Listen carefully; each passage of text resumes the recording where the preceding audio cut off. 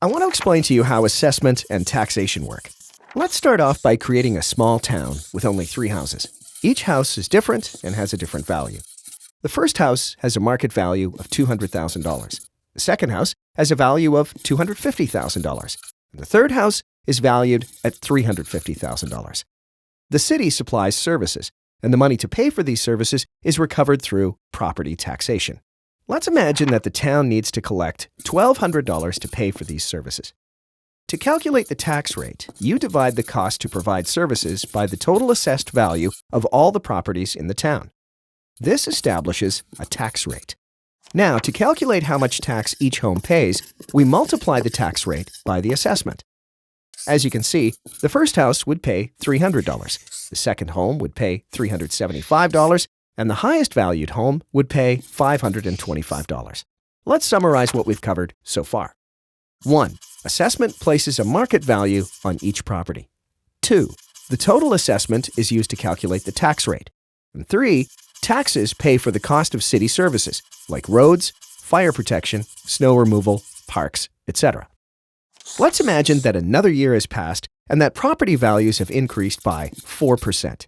Now, let's imagine that the cost of providing services has remained the same, $1,200. The tax rate is the cost of services divided by the total assessment. The result is that all owners still pay the same tax as before because the cost of services has not changed. Let's summarize what we've covered so far. 1. Assessment increase does not necessarily mean more taxes are collected. 2. If all assessments go up equally, everyone pays the same as long as the cost of services stays the same. Now, let's imagine another year passed and values did not increase at the same rate. Home 1 remained at the same value, $208,000. Home 2 increased by 1%, $262,600. And Home 3 increased 3%, $374,920. The cost of services stayed the same at $1,200. Here's the math. $1,200 divided by the new assessment total equals the new tax rate. The net effect of the new values sees House 1 paying less tax and the house that went up 3% paying a higher proportionate share. If all assessments do not go up equally, there's a redistribution of the tax. However, the total tax collected remains the same. What happens if the cost of services goes up? Let's do the math. Services now cost $1,400.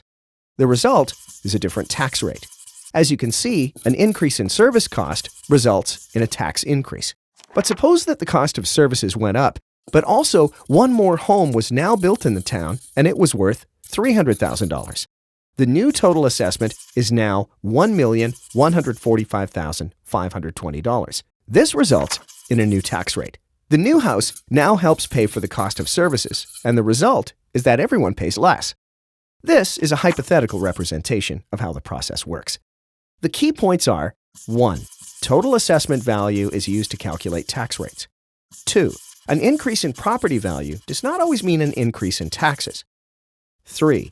New construction helps pay the overall tax burden. 4. Taxes are based on the cost of providing services that citizens want and need. And that explains how assessment and taxation work.